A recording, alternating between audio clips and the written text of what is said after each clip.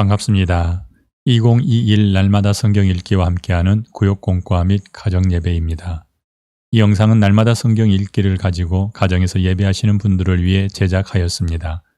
영상을 먼저 보고 예배를 인도하시거나 예배 중 말씀 나누는 시간에 이 영상을 시청하셔도 됩니다. 오늘은 사도행전 1장 1절에서 26절 말씀 가지고 말씀과 성령이라는 제목으로 함께 나누도록 하겠습니다. 예수님께서 제자들에게 준비시키는 것이 무엇인지 살피면서 자신은 준비되어 있는지 점검합니다. 예수님께서 승천하시기 전 40일 동안 제자들을 가르치셨습니다. 그리고 성령을 기다리라 라고 말씀하시고 승천하시죠. 그때 예수님께서 제자들에게 준비시키시는 것이 있습니다. 그것을 집중적으로 살펴보도록 하겠습니다. 주님을 아는 지식과 성령 충만이 하나님 나라를 증거하는 힘이 될 수 있을까요?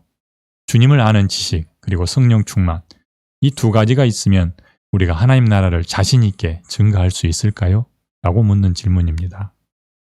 여러분들이 쭈뼛거리면서 예수를 전하지 못하는 이유가 어디 있습니까? 혹시 예수님에 대해서 잘 알지 못하기 때문은 아닙니까? 또 성령의 능력을 덧입지 못해서 권능이 없어서 그렇게 하지 못하는 건 아닌지 한번 살펴보기를 바랍니다. 같이 본문 말씀 듣도록 하겠습니다. 1절에서 26절 말씀입니다. 데오빌로여, 내가 먼저 쓴 글에는 무릇 예수께서 행하시며 가르치시기를 시작하신부터 그가 택하신 사도들에게 성령으로 명하시고 승천하신 날까지의 일을 기록하였노라. 그가 고난받으신 후에 또한 그들에게 확실한 증거로 친히 살아계심을 나타내사 40일 동안 그들에게 보이시며 하나님 나라의 일을 말씀하시니라.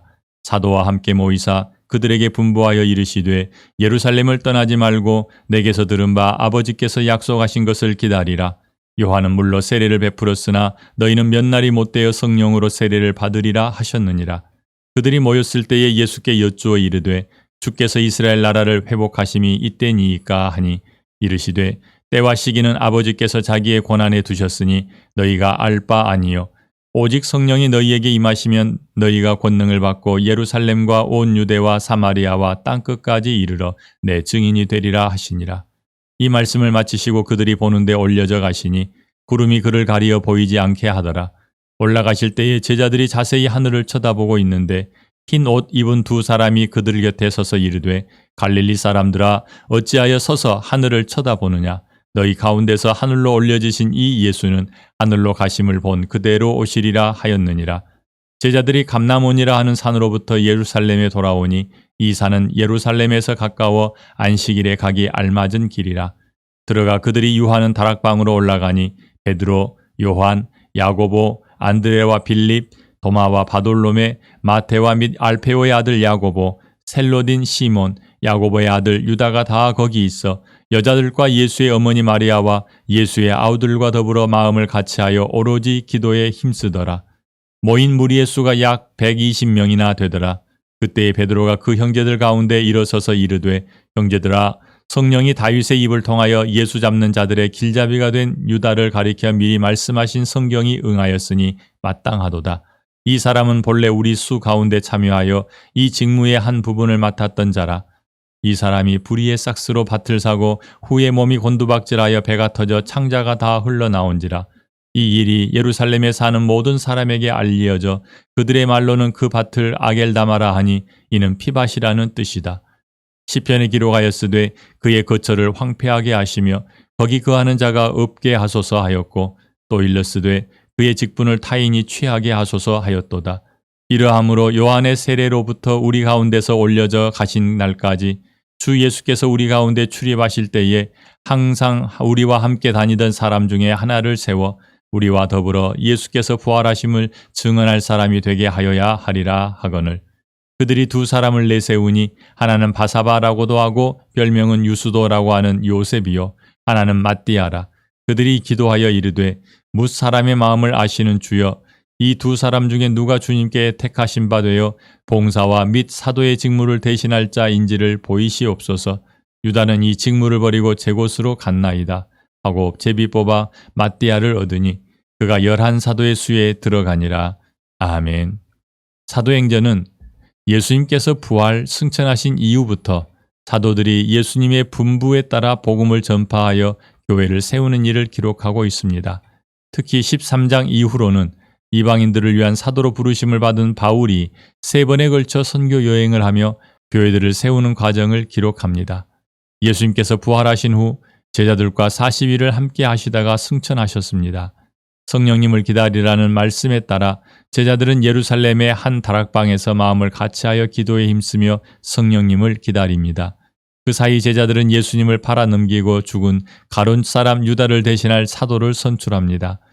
그들은 모두 사람의 마음을 아시는 주님께 기도하고 제비 뽑아 주님께서 택하신 사람을 얻습니다.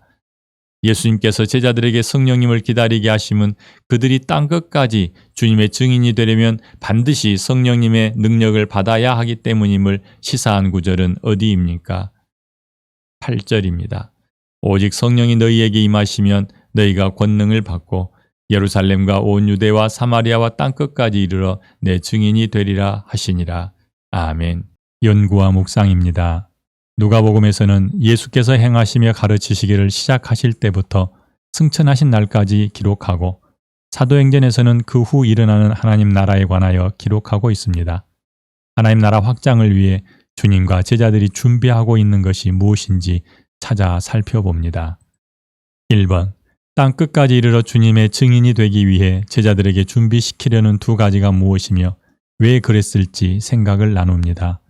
1절에서 5절입니다. 먼저 말씀 읽어드립니다. 그가 고난받으신 후에 또한 그들에게 확실한 많은 증거로 친히 살아계심을 나타내사 40일 동안 그들에게 보이시며 하나님 나라의 일을 말씀하시니라.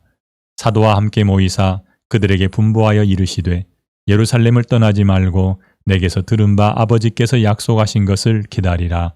아멘. 두루 다니며 가르치고 전파하시며 고치셨던 주님께서 부활 후 40일 동안에는 일반 백성들이나 이방인을 찾아다니지 않으시고 제자들에게 집중하셨습니다. 누가는 확실한 많은 증거로 친히 살아나심을 증거하였다고 말합니다. 또한 하나님 나라의 일을 말씀하셨습니다. 제자들을 향한 특별 교육의 주제는 예수님의 부활과 하나님 나라입니다. 여기에 한 가지 명령이 더 주어지는데 예루살렘을 떠나지 말고 아버지의 약속하신 성령을 기다리라는 것이었습니다. 이 약속은 요한복음 16장에서 이미 말씀하셨고 제자들은 성령의 도우심 없이 맡은 사명을 감당할 수 없습니다. 그래서 예수님은 성령을 기다리라 라고 말씀하신 것입니다.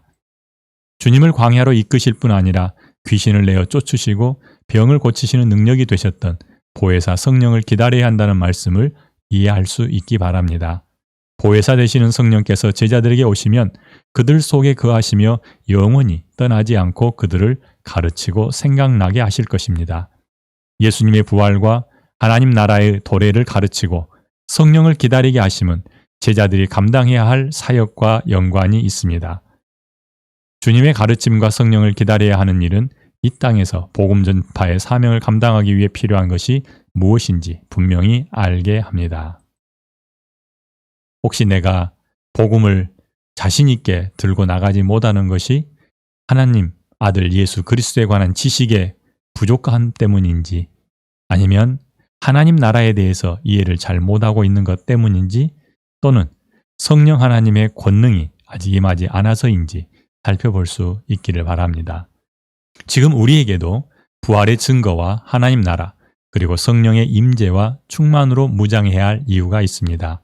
자신의 상태가 보이길 바랍니다. 2번. 보혜사이신 예수께서 승천하시고 오시게 될 다른 보혜사가 행하실 역할은 무엇입니까? 6절에서 11절을 참고합니다. 먼저 말씀 읽어드립니다. 이르시되 때와 시기는 아버지께서 자기의 권한에 두셨으니 너희가 알 바 아니요 오직 성령이 너희에게 임하시면 너희가 권능을 받고 예루살렘과 온 유대와 사마리아와 땅끝까지 이르러 내 증인이 되리라 하시니라. 아멘.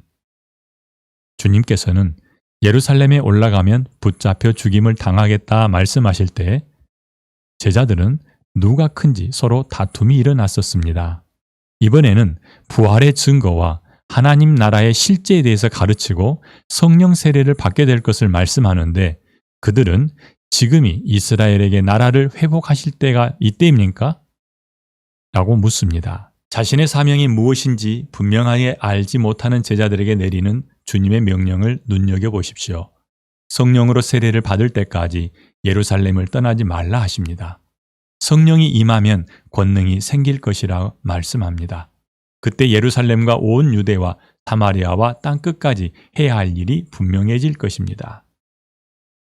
사마리아와 땅끝까지 가서 증인되는 삶을 살기 전에 그들에게 필요한 것이 성령 충만과 그리고 예수를 더 깊이 아는 것이라고 우리는 살펴보았습니다. 이 명령들은 우리에게 임하신 성령 하나님으로부터 받은 능력이 복음 전파에 얼마나 중요한 위치를 차지하는지 알게 합니다.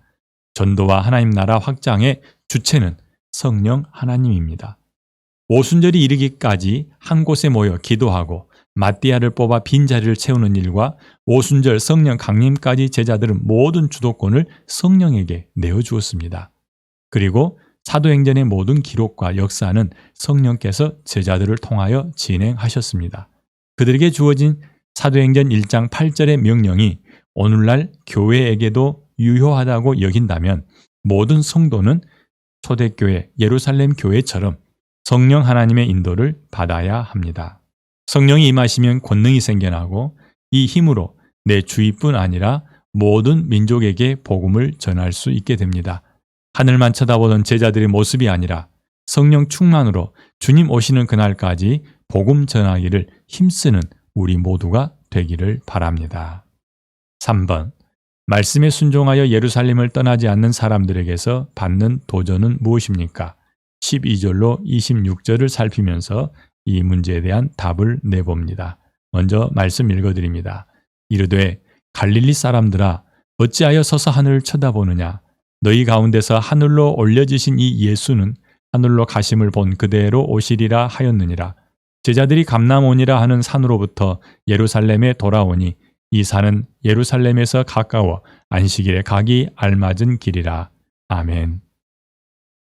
예루살렘을 떠나지 말고 약속하신 성령을 기다리라는 예수님의 명령을 듣고 순종한 사람들이 약 120여 명입니다.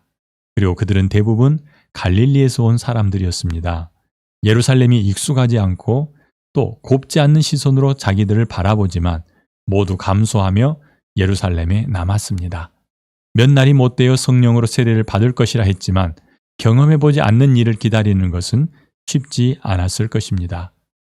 예수님 추종자들을 잡으려는 움직임이 일어나고 있는 환경이나 불확실한 미래에 대한 두려움, 그리고 약속에 대한 불신을 극복하고 모인 사람들의 신앙 고백을 보며 도전을 받습니다. 신뢰와 순종으로 환경과 상황을 극복하는 믿음의 결단 없이 하나님의 일하심에 동참할 수 없습니다. 흩어진 사람들이 다시 모여 같은 마음이 되고 힘을 다해 기도하며 약속을 기다리는 모습에 도전을 받습니다. 예수님을 믿지 않았던 동생들과 어머니 마리아도 예수를 주로 고백하고 기도에 동참하였습니다. 말씀에 대한 신뢰에서 시작된 기도는 마띠아를 선출하는 일과 성령 충만을 경험하는 데 바탕이 되었습니다. 기도 없이 자기 생각으로 움직이는 것이 쉬운 우리의 모습과 기도하는 저들의 모습이 대조될 수 있기를 바랍니다. 자기 갈 길로 가버린 가룟 유다의 빈자리를 마띠아를 뽑아 채우는 일도 성령에 이끌려 예언한 다윗의 말씀에서 근거를 찾았습니다. 예수님을 팔고 자살한 가룟 유다를 향해 시편을 인용하여 설명하는 모습은 자신이 처한 환경을 하나님의 말씀을 기준 삼아 판단하고 해석해야 함을 알려줍니다. 땅끝까지 이르러 예수님의 증인이 되기 전에 제자들에게 일어난 변화를 볼 수 있는 분별력은 우리도 변화시킬 것입니다.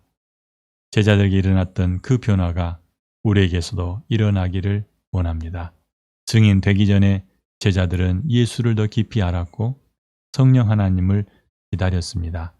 성령의 권능으로 그들은 달라졌고 그들은 하나님께서 기뻐하시고 하나님께서 계획하신 일들을 감당할 수 있었습니다.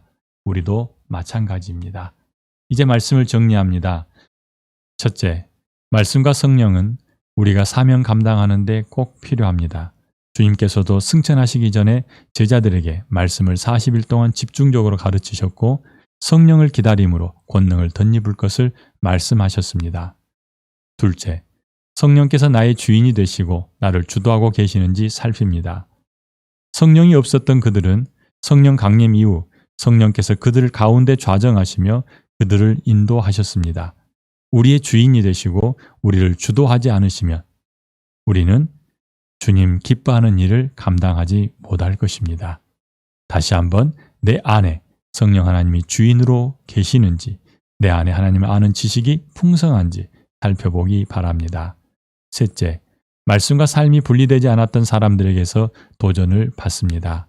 하나님의 말씀을 받으면 그 말씀 그대로 삶에서 실천해냈던 초대교회 믿음의 선배들을 바라보며 도전받을 수 있기 바랍니다. 감사합니다. 하나님 감사합니다. 오늘 또 사도행전 1장의 말씀을 통하여서 성령 하나님께서 얼마나 중요한 존재인지 알게 하시니 감사합니다. 이미 우리 가운데 와 계시고 우리 속에 우리의 주인이 되어 주셨사오니 이제는 강한 능력으로 나타나게 하여 주시옵고 또한 성령 하나님의 인도하심 따라서 우리의 삶을 살아가게 하여 주시옵소서. 하나님의 인도하심을 받기 위해 좀 더 민감해지게 하여 주시옵소서. 감사하며 예수님 이름으로 기도합니다. 아멘.